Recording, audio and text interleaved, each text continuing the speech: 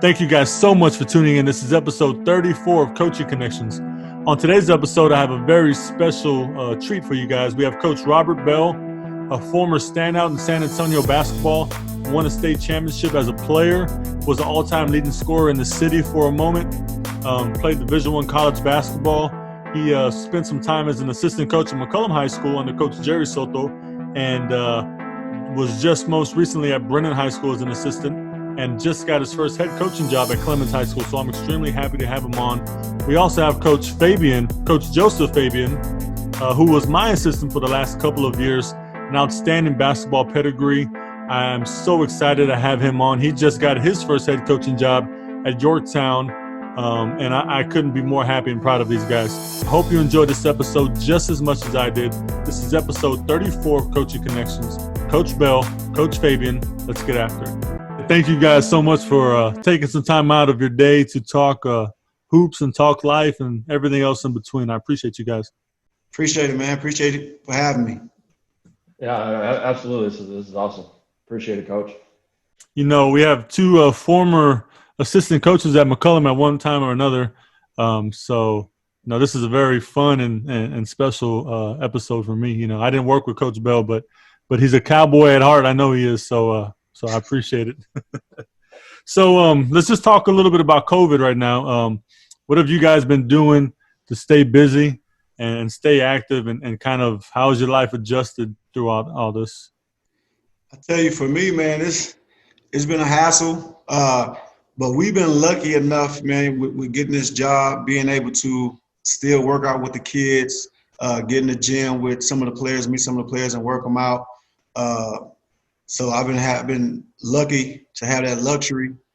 Far as me and the family, you know, a lot of family time, a lot of time with the kids, developing and still working on basketball stuff, man. But really getting this opportunity to start thinking about the program and what I'm gonna do. And you know, we started work last week, so I'm already back. But you know, just the summertime since spring break, just been able to fall back some with the family and work out and do some individual stuff. But that's about it, man. Trying to stay safe. JD? Yeah. It's coming here so late into Yorktown. I haven't really had much of a chance to meet a lot of the kids on the basketball side. It being such a small town, a lot of the kids that play basketball, play football as well. So I've had a chance to kind of meet with them, and we've been doing some football workouts. But since the COVID thing, it's really just been hanging out with my kid and my wife. You know, my son was born during football season and going from football to basketball, and you know, Coach Alvarado and I have been doing a lot of basketball workouts. So I didn't have that time to really hang out with my kids. So since the whole COVID thing, it's really just been spending as much time as I can with my son and hanging out with him and my wife, you know, enjoying spending time with them, because I know once we get back to full swing, it's I'm not gonna really see him as much. So just trying to really enjoy that as much as I can. So you're saying that we were in the gym too much? No, I'm kidding. No, that's never the case. I'll spend every second in the gym. I love that's my second home. I'm getting a hard time, Coach. So let's talk a little bit about your childhood. Where'd you guys grow up? You know, what was that like? Did you guys have any influences in your life that would influence you towards coaching and want to be an educator? Yeah, man. I got several people, man. You know, I grew up single parent home, just, you know, me and my brothers with my mom. Just along the way, I had a lot of good influences. You know, middle school coach, rest in heaven, Coach Callahan, Coach Brown, Donnie Miller. Y'all might see him around making some bad calls officiating, but he was one of my first coaches, you know, that really pushed tried to get the best out of us. And of course, you know, Coach Marquez at Fox Tech was a big influence in my life. Did a lot of things for me to prepare me, you know, for college and beyond. So, you know, I'm very thankful for a lot of people that I had along the way to help me out. Coach Fabian? Yeah, for me, I was really blessed to have the opportunity to be raised in a coaching household. My dad coached high school basketball for 30 plus years. He was a teacher, and so I spent every second from the minute I could walk, I was in the gym with him, and he coached at a very good, at the time anyway, a very good basketball program in Northwest Indiana at East Chicago High School. And so as a young kid going to the gym and seeing the talent on a daily basis, it was like it was like walking around, hanging around superstars for me. So seeing guys that went and played Division I, some played pro basketball was awesome. So at a young age, I was hooked. I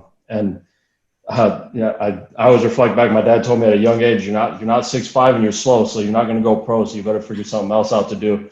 And so from that moment, I was hooked into wanting to coach, to see the relationships that he had, always going places and people that he knew coming back. And I remember you were this small, and your dad coached me. And seeing all those experiences made me want to be a coach. So. I was lucky to be in that environment. I was hooked from day one. So you're not 6'5" and you're slow, apparently. Coach Bell, you're not 6'5" either. You're like 6'6", apparently. Yes. And you weren't slow. Talk a little bit about your playing journey. High school, how did that go? And then college and so forth. Well, I had pretty successful high school career, man. Capping it off my senior year with a state championship.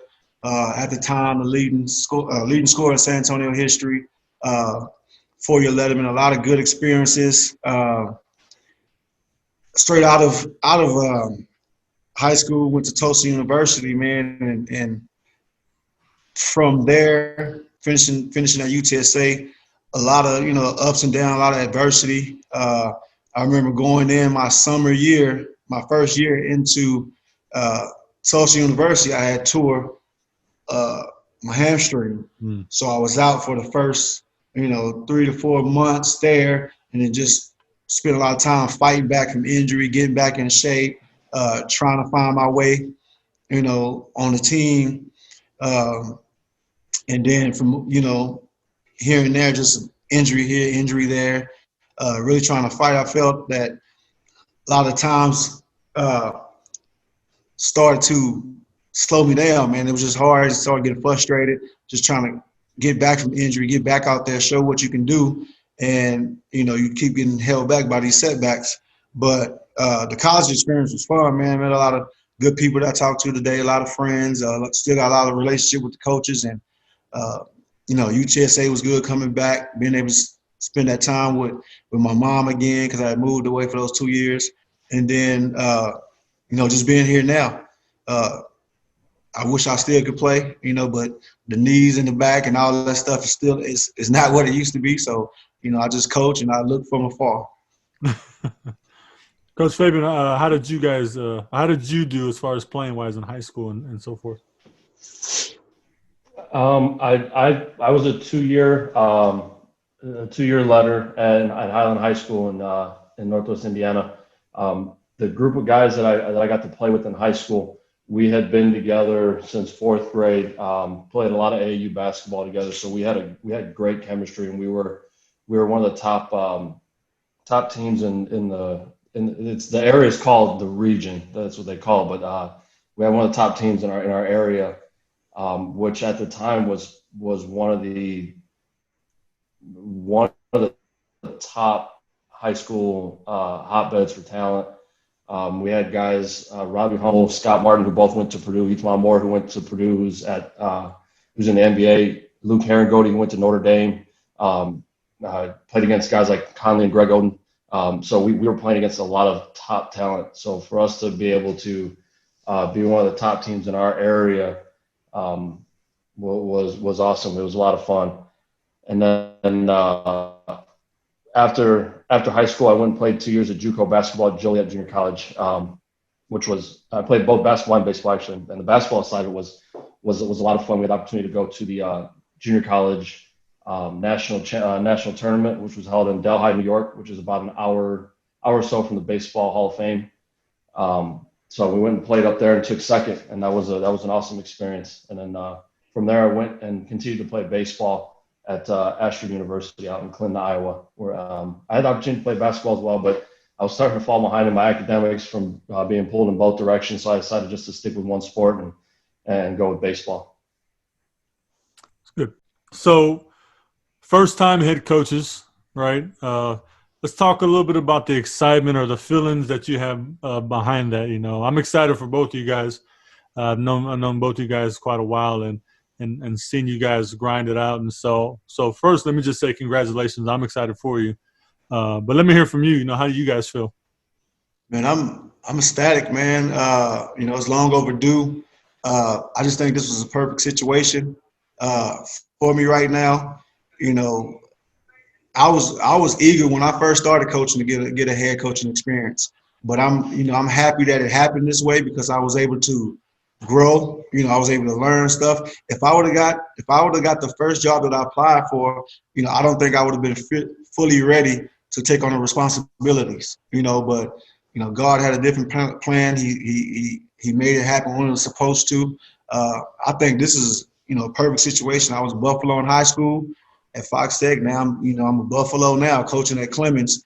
One of the good things is, and it puts me in a situation that I've always been in my coaching career. You know, we're rebuilding pretty much. You know, they coming back from a season that they didn't do too well. You know, there's pieces there to develop and be able to compete. You know, and I always like those type of situations where I can come in and try to build something from the ground up and put it out there as a product and do well. So right now, you know, that's my whole mindset right now is just getting in there and starting from the ground up, man, getting these players all on the same page, getting them playing a certain way, a different level of IQ just to be out there to compete with every and any. And that's what really gets me going. I mean, I've been coaching for 14 years now, and I have not yet had a Division I kid on either one of the teams. So, and right now, who knows if that's going to happen? But I'm in a situation where we just going to build, man, and grind and try to put something out there that's going to be successful, man. That's what I'm happy about. Yeah, I'm super excited to have the opportunity to come out here and coach. From what I've been told, and like I said, I haven't had an opportunity to see, but I've been told that I'm coming into a good situation. There's a lot of potential, some good pieces, a lot of athletic kids, and just from what I've seen on the football side, that do play basketball as well, they are super athletic. So I'm excited to get working with them. I wish that, you know, I'm hoping that we get to play with the whole, you know, COVID situation and the way that's turning out, but I wish I had the opportunity to get in the gym more and see, you know, where our strengths are going to be and where I need to work. But having the opportunity to coach here, with it being a small town, I'm excited to have the opportunity to work with the middle school kids. We'll have the opportunity to work with them in an athletic period.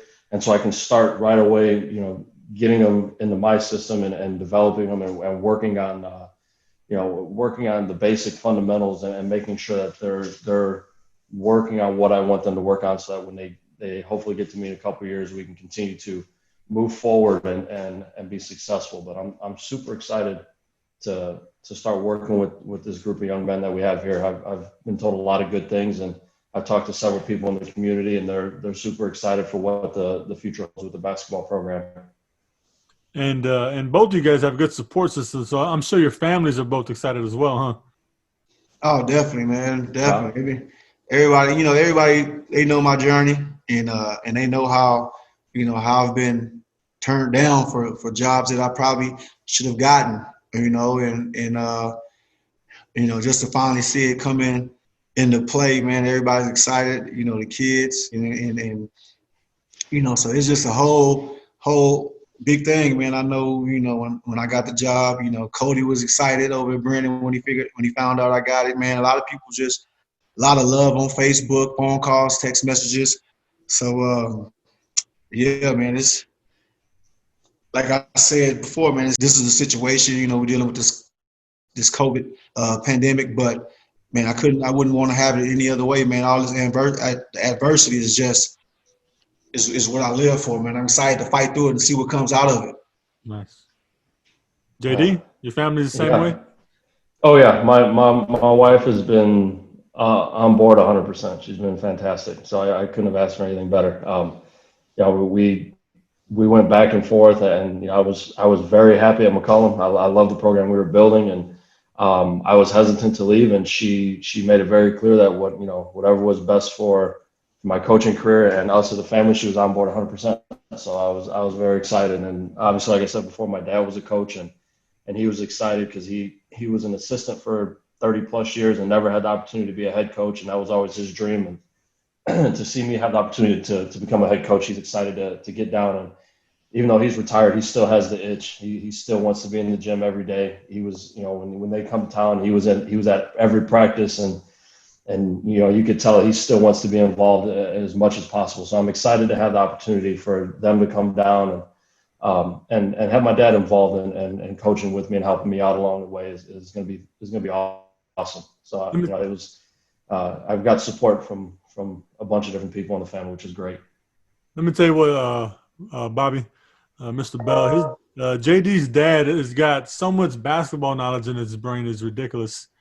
He would come down at the beginning of the season, and he'd just go to every practice, sit there and watch. And at the end of practice, he'd come give us feedback. And and I remember one practice, I really didn't even know his dad. It might have been the first time I met him, first couple of times I met him. So JD had football practice. He was in football still. And his dad showed up, and I said, "Hey, JD's out in the football field." He goes, "Yeah, forget football. I want to hang out here with you." I said, "All right, that's what I'm talking about."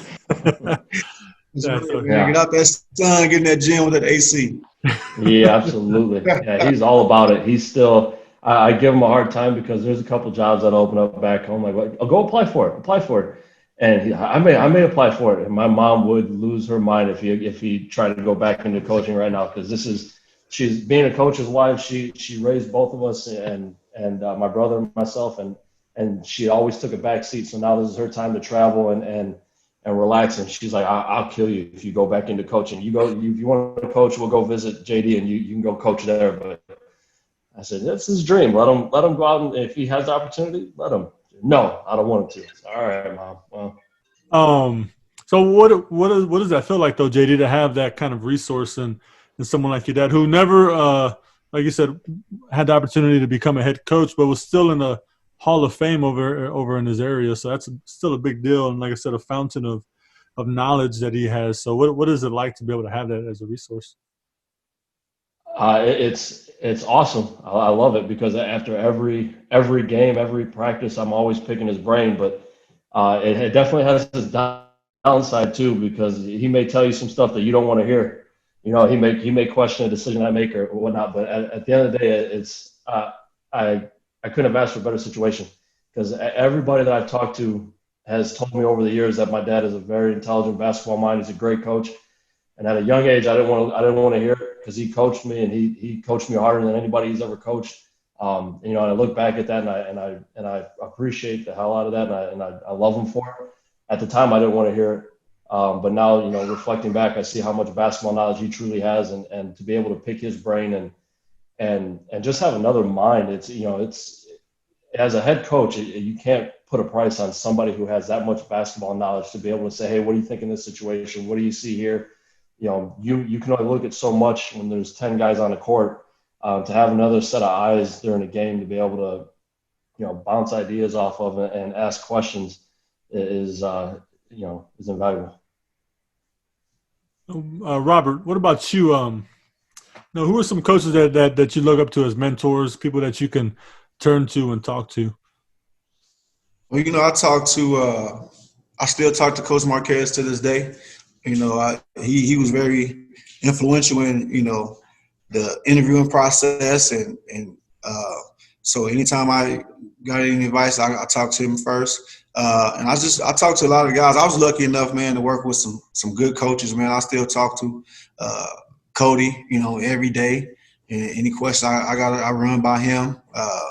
Soto, I still talk to Soto, and whenever we discussing defense or anything that I might remember from when the time I was with these individuals, I call them up and ask questions still, man, because I tell people every day, man, I don't know everything, and never will I know everything. So I'm still a student. As I'm teaching, I'm still gonna be a student, man. I gotta make sure I master and learn everything before I can deliver it to the kids. So I'm always, I want to bring it to them 100%. I don't want to have any, well, maybe. No, there's no maybes. Everything got to be legit, got to be 100%. So I'm not afraid to reach out, man, and talk to people when I need to. But those three individuals are the ones that I really lean on a lot when I got, questions, or even just to chop stuff up, just to throw some ideas at them and see what they think about it. We'll debate. Me and Cody debate all the time about stuff. We have different views on stuff, but at the end of the day, we come together on one accord when it's about the children, man, and doing the best for them in the program. It's always good to have those people to kind of bounce back and ideas on and lean on when you have some questions. I still talk to Soto, even though I never worked with him. But he and I are still close enough to call and talk about these things, and or Reggie Olendike, who I talk to all the time, or even Coach Fabian. I told him even though he's got this new job and he's not working on our staff anymore, we have this long thread of basketball sets that if we see something like, hey, check this out. I said, this is still part of your job, man. You still got to hook me up and vice versa. Yeah. Yeah, man. It's other coaching responsibilities. Yeah. Network, man. Network. Keep those build relationships, man. Build relationships that last for a lifetime. You talked about state championship, Robert, and all-time leading scorer in San Antonio history at one point. Obviously, records are meant to be broken, so it was broken. But just talk about some of your memories in high school, some things that stick out in your mind, especially from that championship run. Man, that's it, man. That championship, man, is still talked about today, man. And you see posts on Facebook. I run into people at different places, and they say, "Hey, man, are you such and such? Or did you play for?" I'm like, "Yeah." Oh man, I remember that championship run, man. I remember. It's some people I run into, man, and they talking to me, and they ask me, "Do I know Robert Bell? Who played on that 97 championship team?" And I said, "I am Robert Bell." You talking to him, right? But man, that's one of my fondest memories, man. Just thinking about, Coach Fabian talked about, him and his guys coming up a long way from, elementary. Me and Lenny Brown, we went to elementary together, middle school, high school, and then we met some of those guys. Some guys came along in middle school, and then we got a couple guys through in high school. But being able to have those relationships coming all the way up, me and Lenny got a bond that we still share now. Sean and Charlie and all those guys, man, we still, to this day, we still talk about us 97, over 20 years ago, the memories we had in hotels, memories when we went down to Mission and played in the tournament down there, and all the fun we had outside of basketball, and just all the silly stuff that we did as kids, man, through that process, the ups and downs, the games we lost, the games that we won, the games that, we still remember the biggest moments of everybody else's career, playing at Fox Tech and those things, man. Like I don't know if that's ever going to get old. We can talk about this because it's never been done at Fox Tech. We were the first ones to do it, probably the last ones to do it. The way things are looking, so I'm just gonna keep that memory forever, man. And I still post videos on high school clips doing that run. Yeah, I've seen them. Yeah. Facebook. Probably every time they come back up, I'll share them again, man. Yeah. But just thinking back, it's funny you say that, and Coach Fabian would probably agree with me here.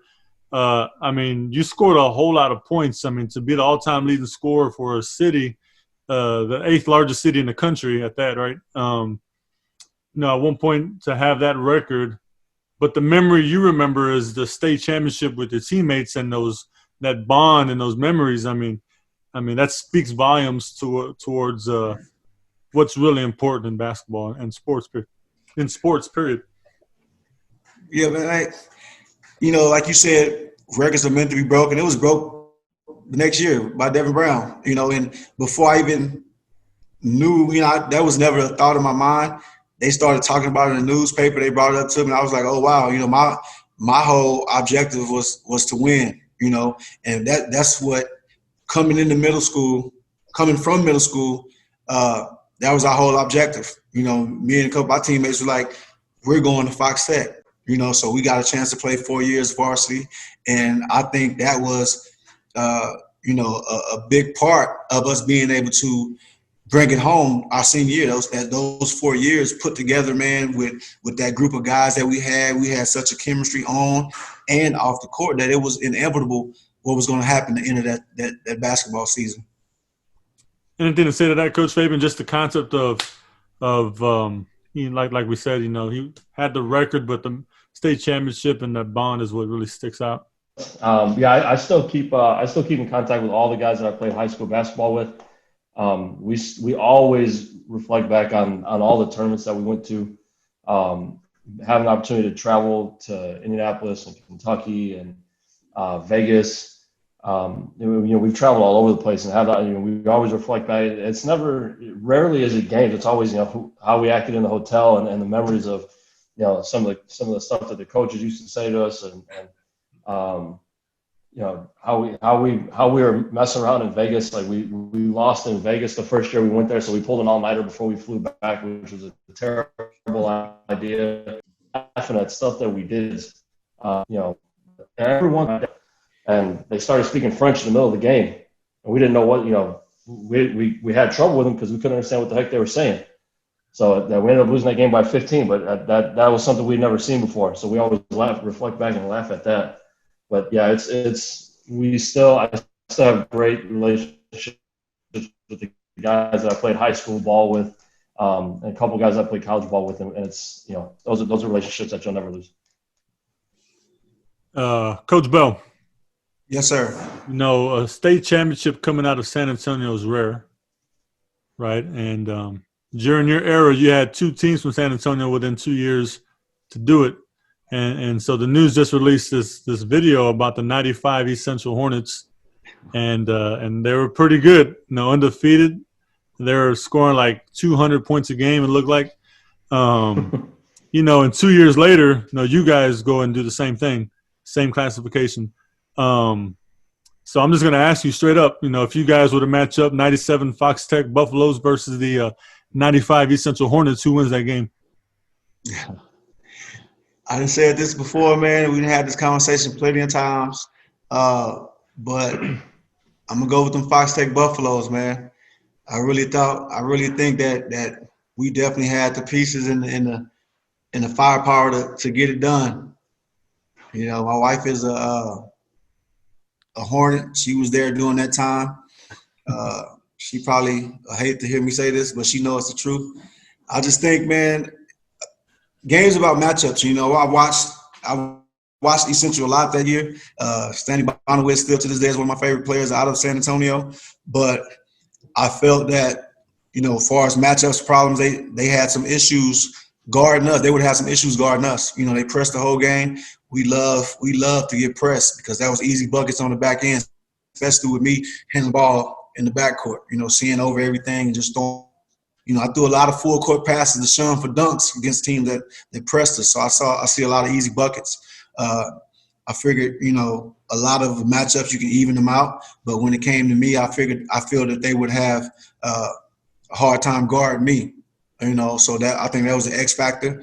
Our guards was tenacious, so they would defend. I think they would do a good job containing East Central guards. Defensively, man, we just locked in. That was one of our strong suits. So if we can get stops, like some teams gave East Central a run for their money. They just end up pulling out at the end. But I think if you go with that 95 team at that time against our 97 team, we get the job done. And you guys were holding teams for a pretty low scoring, teams that are used to scoring in 90s and 100s. When you would match up, you would hold them to about 50, 60, huh?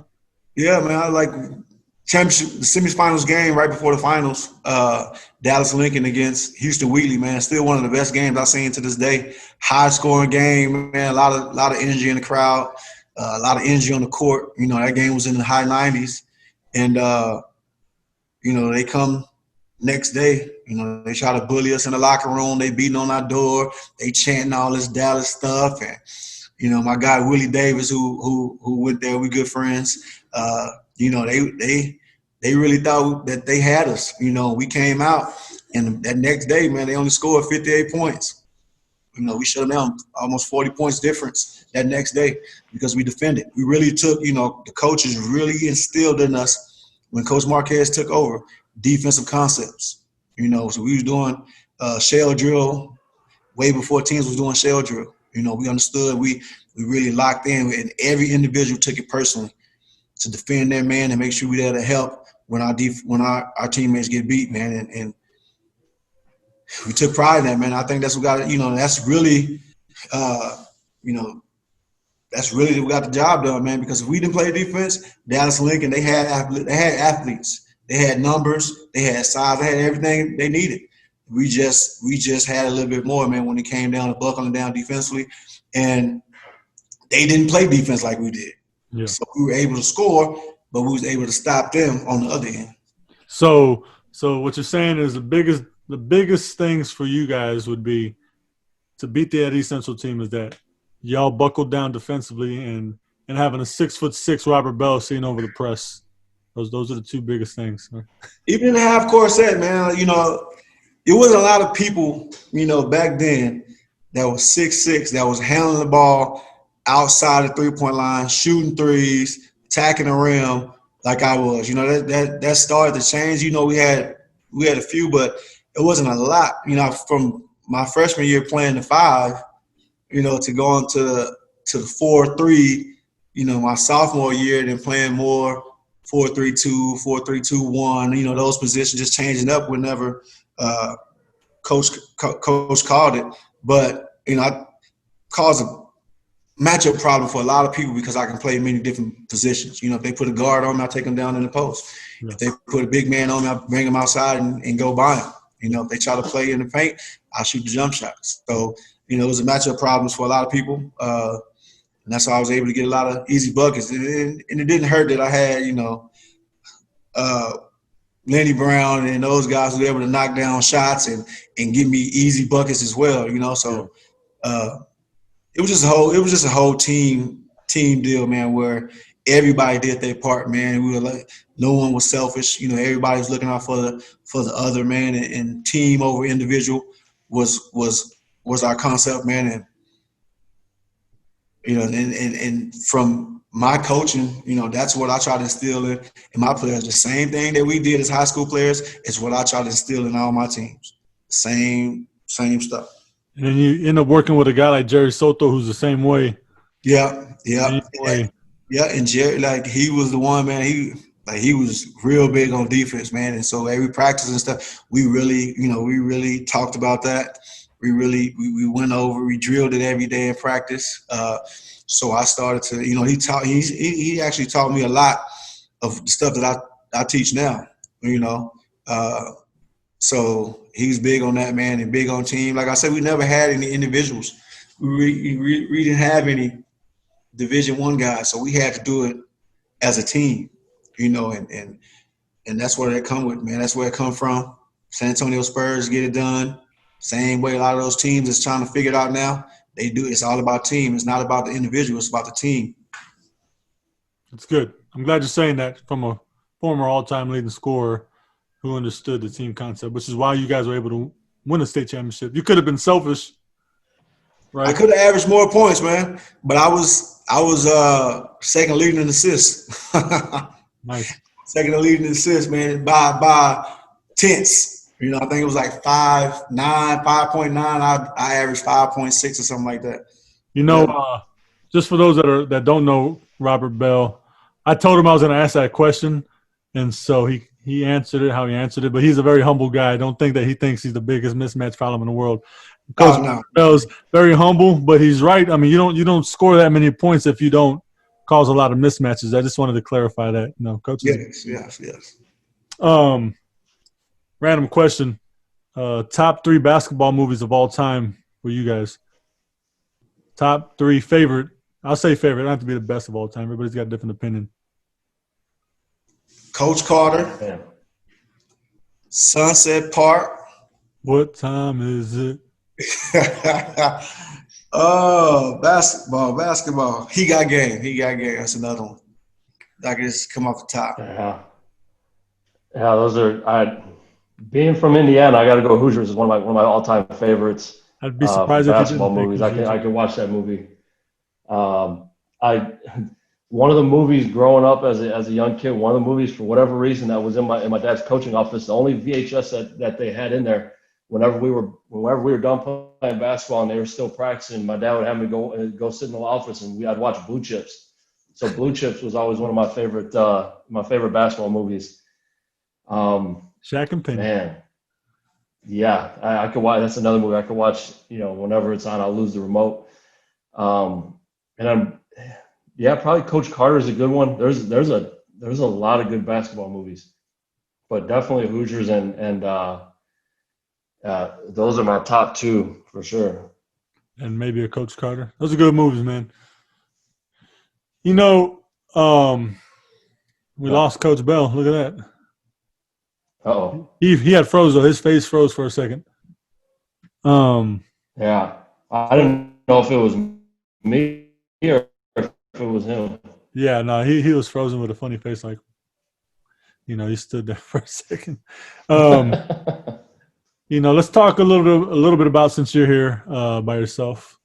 Let's talk about impactful moments in your coaching career that where you realize this is more than just basketball. Not just my coaching career, but like I keep referring back to my dad, and I think a lot of the kids that we've had the opportunity to coach, and a lot of the kids that he had the opportunity to coach, come from similar backgrounds. They didn't have much growing up. Low income families. There's problems with gangs or whatever the situation is, and so just seeing the impact at a young age that my dad made on a lot of kids, and to hear stories about how he changed their life was probably the most impactful. To hear kids always as adults come back and say, just reflect on stories about how they always remember things that my dad did, and whether it was good or bad, but it always had at the end of the day, it always had a positive impact. And to see how much those people respected my father and truly appreciate everything he did was more of that's probably had the biggest impact on me and made me want to become a coach. And then as I started getting into coaching at the middle school level and then at McCollum at the high school level, to see the daily relationships that you make with these kids, it goes so much further beyond coaching. Just having an opportunity to be a part of their life and make that impact, because we spend more time with those group of kids than their parents do, because we see them in school, we see them after school for 2 hours, 3 hours every day, and so we really get to impact their life and try to make a difference. And there's been several kids that I won't name names, but there's been several kids that we've talked about that we've made a difference in their life, that if they weren't with us and playing basketball, that we don't know where they'd be, and it may not be a good situation, but we feel like we've really pulled them in and helped them in life, and hopefully made a positive impact enough to where that's changed their life for the better. And so that just having an opportunity to do that is super rewarding and makes you continue to want to do that. And I'd be willing to bet money that was probably one of the factors that went into your making a decision so tough to take the job and leave, is those relationships with some of those kids where, we have a chance to be really good next year, and you're a part of building, this team up and helping in that regard. But I think those relationships with some of those kids that were developed made it hard for the move. Am I wrong? No, it definitely did. I was at the middle school for 4 years, at Terrell Wells, which is the feeder middle school, one of the feeder middle schools from McCollum. And so I started coaching the kids that are going to be seniors. Now I coach several of them as 7th graders and 8th graders. And then I had the opportunity when I came over to coach them as sophomores and juniors. And so, to have to leave those kids hold a special place in your heart, like that group did, was really tough. And when I talked to you and I talked to my dad about it, my dad was like, "There's always going to be that group of kids. There's always going to be. It makes it tough to leave, but at some point, if you want to be a head coach, you've got to be willing to leave that group of kids to better yourself and to fulfill your dreams." But that was probably the toughest thing was having to leave that group of kids. You really become attached to kids that you've been around that long, that you've had the opportunity to coach, and you want to see them finish. From seventh grade all the way through to their senior year, I wanted to see that group finish. And so, I'm not going to be able to, but I'm definitely going to be following and, keeping in close contact with you guys. And I still have contacts with those kids. So, I look forward to that group of kids really being successful and achieving a lot of great things on the basketball court.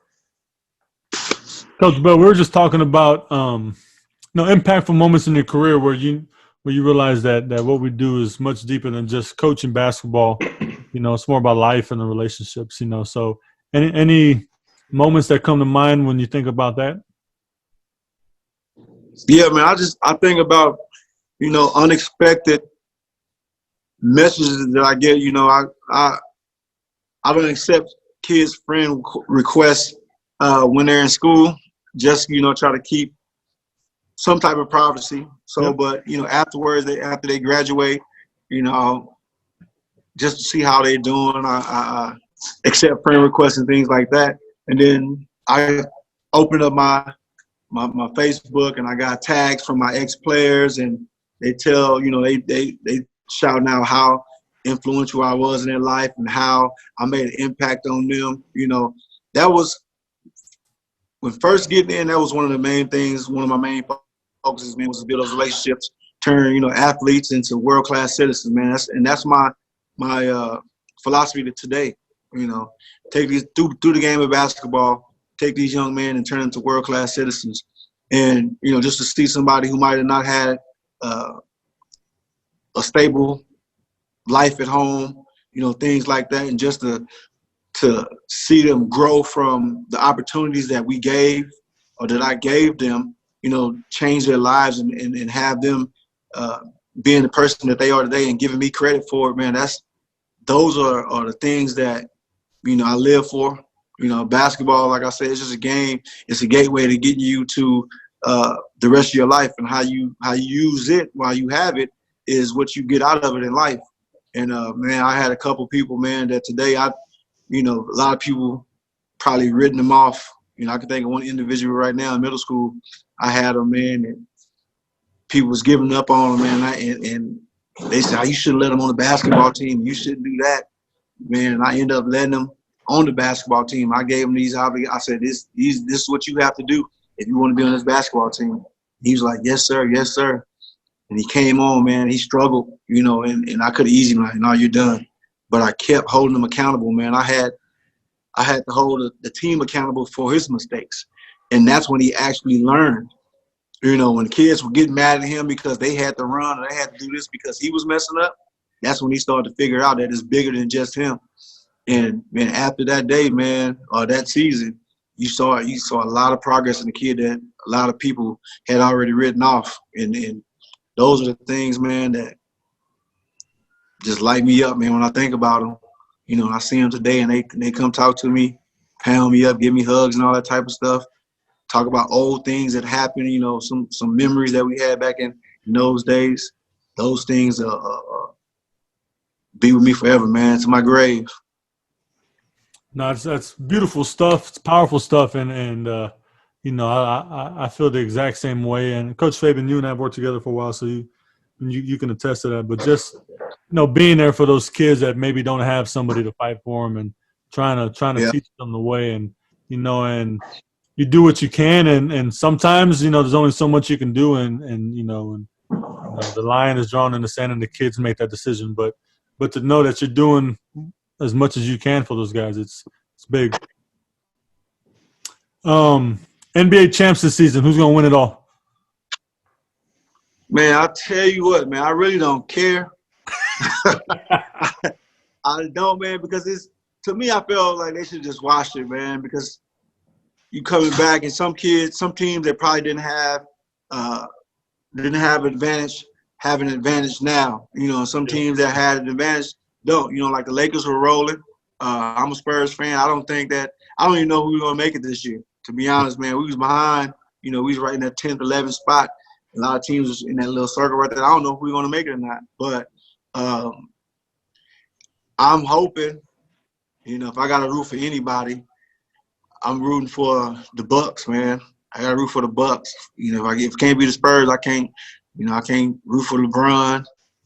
You know that other guy across the way from LeBron, man. I can't root for him either. So I've noticed that most Spurs fans will die before they root for Kawhi Leonard or LeBron James, right? yeah, man. Yeah. And you know, yeah, I didn't root for Kawhi at all last year. I ain't gonna lie. But if it was him heads up with LeBron, I would root for Kawhi. I would root for Kawhi. So right now you're pulling for Giannis and company. I'm pulling for Giannis, man. I like him, man. I like his competitiveness. I like, the Bucks as an organization, man. They play good basketball. They compete day in and day out. They got some dogs over there. Coach Fabian, what do you think? Yeah, I'm in baseball mode, honestly. I'm with Coach Bell. I think they should have kind of just watched the season at that point. But I'm a Bulls fan, and I used to be a sense of pride to say you're a Bulls fan, and now since '98 is gone and past it, and they haven't been much since. I don't say that I'm a Bulls fan proudly, but I still cheer on the Bulls when they're on. I was hoping that the Pelicans would make a little bit of a push since they made it to the bubble. I've watched a couple of their games, and they're frustrating to watch just because they have so much talent, but it doesn't seem like they can put anything together. They go out and they seem to get spanked by everybody, unfortunately. But I cheer for them just because I know Etwan more, so I root for him. I want him to be successful. He's had a successful individual career, but I would like to see him have some success on the team level before he is out of the NBA. So I was cheering for them, but I don't think they're going to make it. So I've been watching more baseball than anything at this point. Go Cubs, man. Go Cubs. Oh, no. Don't say go Cubs. I'm a diehard White Sox fan, so I can't. I will never ever wear a Cubs item. I'm going to say, Robert, you better watch how you say that because Coach Fabian, he can't stand the Cubs. Yeah. So you lived just on the outside of Chicago, right? How far away growing up? Yes. From my house to downtown Chicago was probably about 40 minutes, give or take. I was 4 miles across the border in Indiana, right underneath Lake Michigan. I could hop on a train and be at Millennium Station, Millennium Park, which is smack dab in the center of Chicago, in about 45 minutes or so if I wanted to. So I asked him once about the Cubs and the White Sox, and he gave me this long, about an hour long story about why he's not going to root for the Cubs and why he roots for the White Sox. So, but he loves it, and so I can't knock him for it. I root for two teams. I root for the White Sox, and I root for anybody that's playing the Cubs. Oh man, yeah. Growing up as young players, name the one player that was most influential in you as a young player. Man, I'm gonna be honest, man, and I wasn't really a fan of it. Michael Jordan, man. I wasn't a Bull fan, so I've always been a Spurs fan. But I remember, elementary going into middle school, and Come Fly With Me came out, and all those videos that Mike used to make. Just watching those videos would just make me just want to go out in the court and compete. I started playing AAU basketball my 7th grade year, and of course that's when you could play at your middle school. So those videos was out, man, and just watching Mike's story, you know, him being cut from his sophomore year or whatever it was, and it came back and ended up being the player that he became, man. It was just exciting to see, man. Just all those people, those matchups he had with Dominique Wilkins and you know, the Pistons, and you know, early on with the Lakers and the Celtics.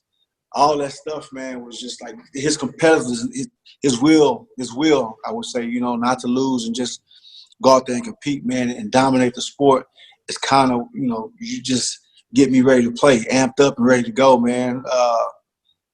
But my favorite player growing up, man, when I started was David Robinson, you know, so I used to wear 50 early on. And when I got my growth spurt, I was, you know, it was Michael Jordan and watching Spurs as David Robinson to Tim Duncan came, and Grant Hill was another one. Grant Hill was one of my favorite players as well, because he was more, you know, he was almost like a Michael, man, but he was more humble, man. Yeah, I don't think people realize how good Grant Hill was. I mean, I'm glad that lately there's been some videos circulating, some highlights of Grant Hill, and then some of the kids I've talked to from the basketball team are like, I didn't know Grant Hill was like that. I said, because y'all weren't even alive, I don't think. But he was tough. He was good. He was a stud. Yeah. Smooth and just so under control all the time. Yeah. What about you, JD? Well, being from Chicago, I was coming up right around Michael Jordan at the end of Jordan's career. I don't remember too much from the early years, but that 96, 97, 98 is when I really started following Jordan. And so everybody was trying to copy Jordan's moves, the fadeaway. Every kid at the park had their tongue out when they did anything, you know, going to the basket and acting just like Jordan. So Jordan was always a big part of who you tried to emulate as a kid. I really enjoyed watching a guy like Reggie Miller play. And that the Pacers team in the late 90s, they were solid. Reggie Miller was always, and I appreciated Reggie Miller and how much trash he talked. But Reggie Miller was always one of my favorites. And then being raised in a coaching home, you always my dad always preached the fundamentals, playing the game the right way. And so one of my other favorites was the Admiral, David Robinson. Watch the way he handled himself on the court. He did everything the right way. Tim Duncan, my father-in-law and I have an argument all the time about he thinks David Robinson was overrated, and it was just for the fact that – or not Tim Duncan, excuse me. Tim Duncan was overrated. And it was just for the fact that he was never flashy. So you never heard about the guy. If you weren't in San Antonio, he wasn't as big outside. He never had these shoe deals, and he never he never had all these commercials. He may have here in San Antonio, but in Chicago you never saw him. So when you think of the guy and Tim Duncan, he's kind of overrated. And then I when he told me that, I almost fell out of my chair. This is your father-in-law, not your father, correct? Yeah, my father-in-law. Yeah, father-in-law. My wife's dad. Yeah, he thought Tim Duncan was overrated, and I almost fell out of my chair. But Tim Duncan was always one of my favorites, and David Robinson. I thought the way they played the game was fundamental, and just it was poetry on the court. You know, so no one shoots bank shots anymore. Tim Duncan lived off of that catch, face, and bank shot. So he was one of my favorites. You know, not a lot of people know this about me, but after I say it, it'll make sense based off the way I play. But I used to love Reggie Miller coming up. He was definitely one of my favorite players.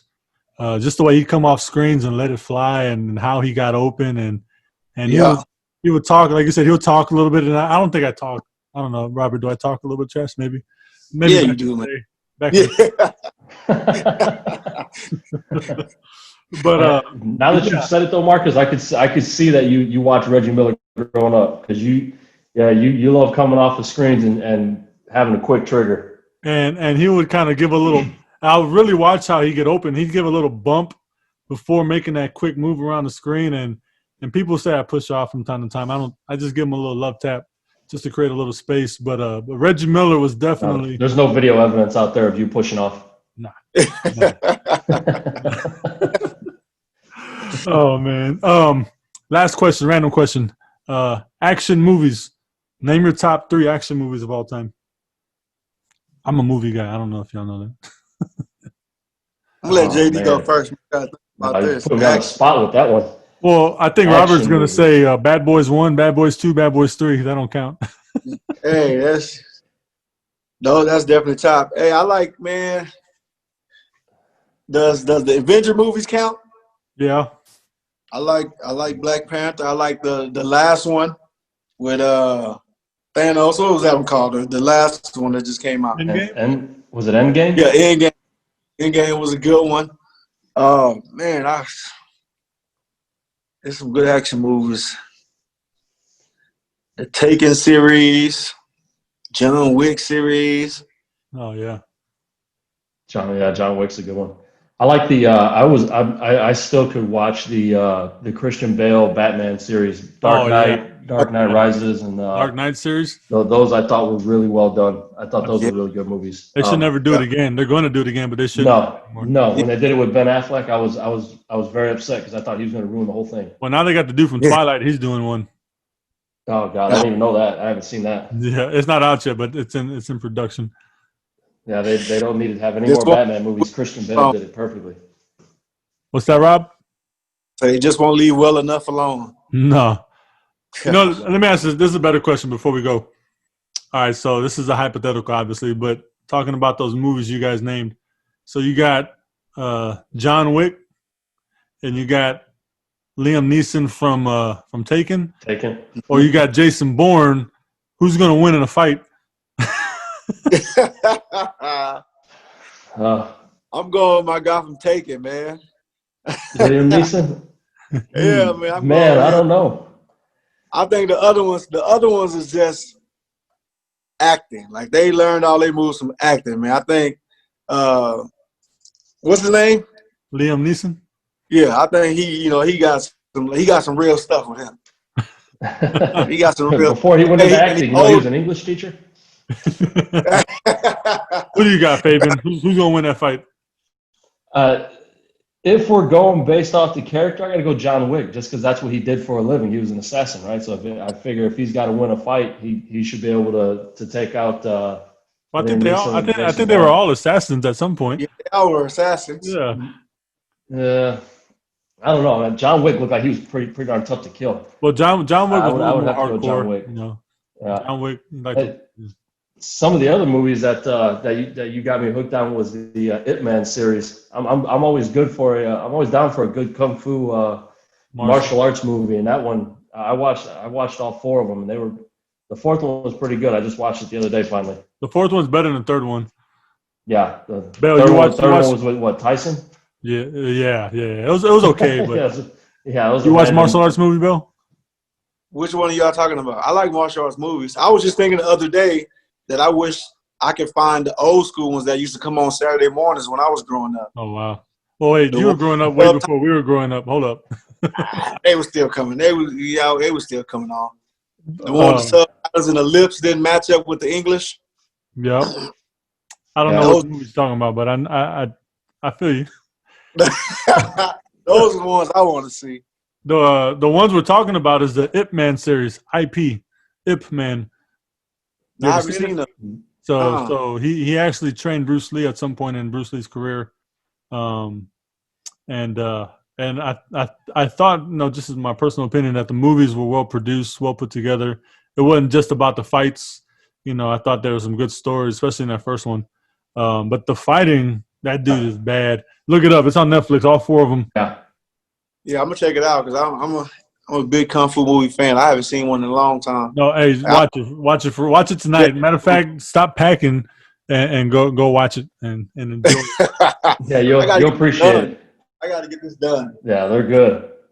Well, I appreciate you guys. Well, I'll let you get going. I know you've been up all night. Busy all day, JD, both of you guys, and you got to finish packing up, Rob. So I appreciate y'all. I really do appreciate your time. If y'all need something down the road, you know my number. You know how to get a hold of me, and I'll be happy to help. I'm proud of you guys. I'm happy for you. Man. Appreciate it, man. It's about time you get us on here. Yeah, Coach. Yeah, Coach, I appreciate everything, man. I had fun working with you the last 2 years, and learned a lot. So I'll definitely be, I'm still going to keep adding videos to that Google Drive folder that we got going with. I think it's got like 60 clips on it now. But We're supposed to say it out keep loud. adding Now I got to stuff. cut this part out because everybody's going to be asking me for that Google Drive. Yeah, including me. Go and send me that. No, they can't have access. Hey, what's funny you said about time, Robert. It's funny because I had his dad on an episode before I had him on an episode. Yeah. Can't even have his own assistant on. He's got to have some has-been old timer. Man, that's messed up. No, it's all good. Well, I appreciate it, guys. You guys stay safe. Have a good one. Robert, hit me up. Definitely. All right, brother. Later, man. See you, Coach. Yeah.